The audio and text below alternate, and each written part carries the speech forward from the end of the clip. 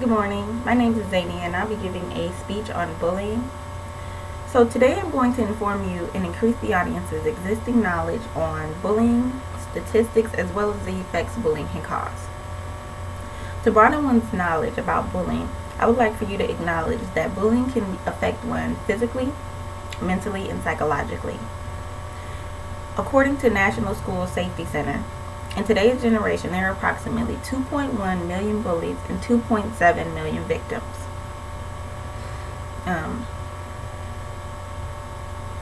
The National School Safety Center is also said that 75% of school shootings have occurred due to harassment and bullying incidents.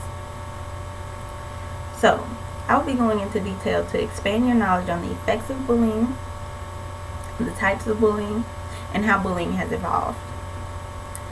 So, first I'll be starting with the types of bullying. There are 4 types of bullying. There's indirect, cyber, physical, and verbal bullying. Indirect bullying, a bully does not have to come into contact with their victim.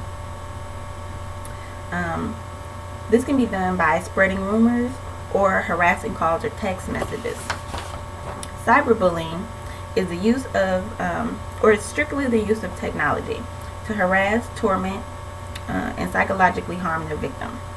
This can be done through emails, web chats, or also harassing a victim's social media account.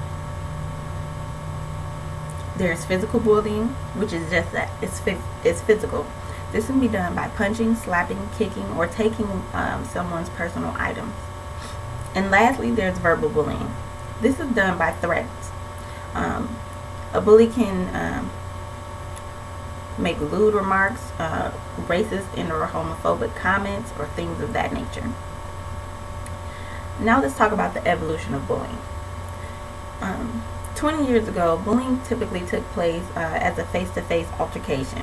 Children usually used to know where a bully was going to be, how to avoid that bully, and of course who the bully was. Now, since the evolution of social media, a bully has more than one ways to reach out to their victim. Social media is not to blame for the bully's actions. However, bullies often utilize social media. They use Facebook, Twitter, or Instagram. Also, classroom growth is also a factor. The average classroom holds 20 to 35 students with one teacher. So one teacher is not able to monitor all 20 to 35 students in one sitting. Also, parents. They either over-discipline their children, abuse, or they under-discipline their children, don't care.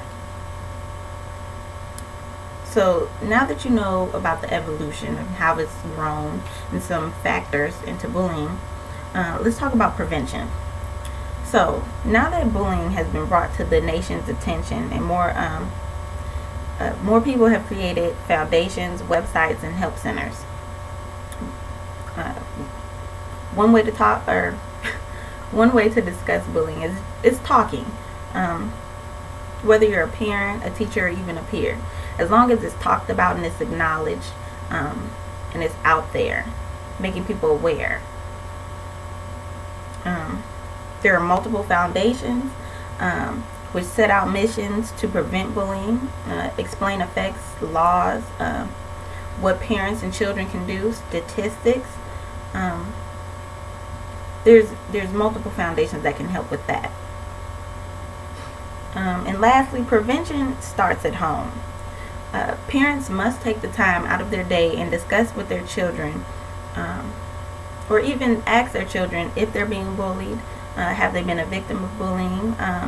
The child should feel comfortable enough to be able to confide in their parent.